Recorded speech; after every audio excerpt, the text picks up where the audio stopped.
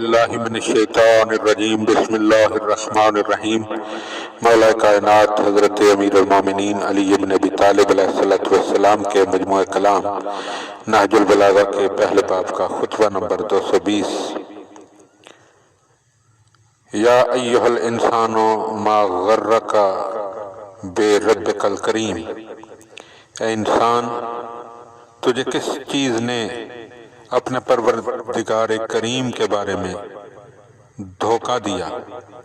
کی تلاوت کے وقت ارشاد فرمایا، یہ شخص جس سے یہ سوال ہو رہا ہے جواب میں کتنا عاجز اور یہ فریب خوردہ عذر پیش کرنے میں کتنا قاصر ہے۔ وہ اپنے نفس کو سختی سے جہالت میں ڈالے ہوئے ہے۔ اے انسان تجھے کس چیز نے گناہ پر دلیر کر دیا ہے اور کس چیز نے تجھے اپنے پروردگار کے بارے میں دھوکہ دیا ہے اور کس چیز نے تجھے اپنی تباہی پر مطمئن بنا دیا ہے؟ کیا تیرے مرض کے لیے شفا اور تیرے خواب غفلت کے لیے بیداری نہیں ہے؟ کیا تجھے اپنے پر اتنا بھی رحم نہیں آتا جتنا دوسروں پر ترس کھاتا ہے؟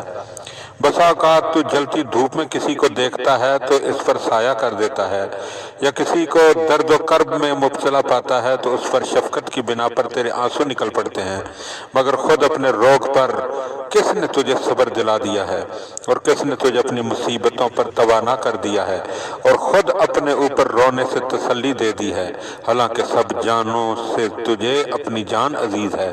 کیوں کر عذاب الہی کے رات ہی کو ڈیرے ڈال دینے کا خطرہ تجھے بیدار نہیں رکھتا، حالانکہ تو اپنے گناہوں کی بدولت اس کے قہر تسلط کی راہ میں پڑا ہوا ہے۔ دل کی کوتاہیوں کے روگ کا چارہ عزم راسخ سے آنکھوں کے خواب غفلت کا مداوا بیداری سے کرو، اللہ کے مطیع و فرما بردار بنو اور اس کی یاد سے جی لگاؤ۔ ذرا اس حالت کا تصور کرو، وہ تمہاری طرف بڑھ رہا ہے اور تم اس سے منہ پھیرے ہوئے ہو، وہ تمہیں اپنے دامن عفو میں لینے کے لیے بلا رہا ہے اور اپنے لطف و احسان سے ڈھانپنا چاہتا ہے، اور تم ہو کہ اس سے روگردان ہو کر دوسری طرف رخ کیے ہوئے ہو۔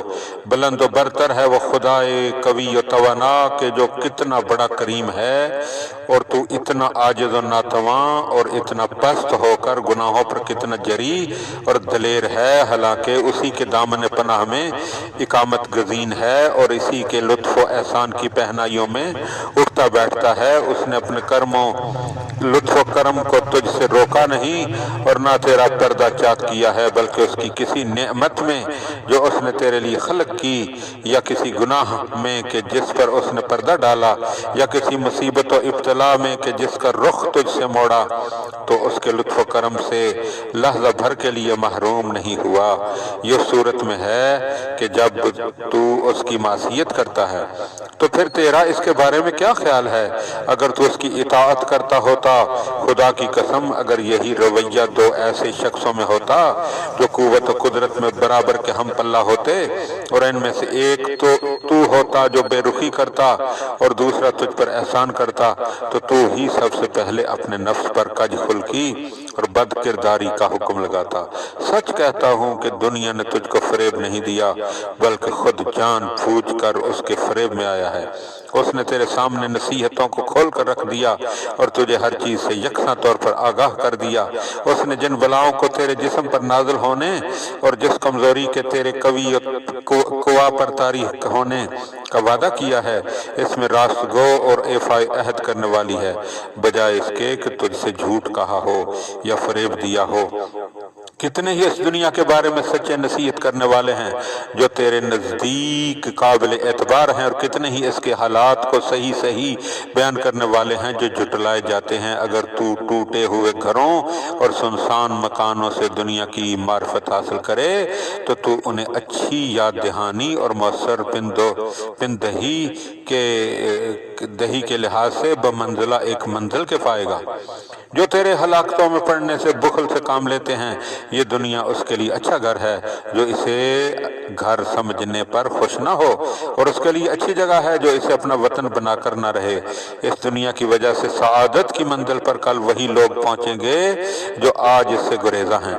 جب زمین زلزلے میں اور قیامت اپنی ہولناکیوں کے ساتھ آ جائے گی اور ہر عبادت گاہ سے اس کے پجاری، ہر معبود سے اس کے پرستار اور ہر پیشوا سے اس کے مقتدی ملحق ہو جائیں گے، تو اس وقت فضا میں شگاف کرنے والی نظر اور زمین میں قدموں کی ہلکی چاپ کا بدلہ بھی اس کی عدالت گستری اور انصاف پروری کے پیش نظر حق و انصاف سے پورا پورا دیا جائے گا۔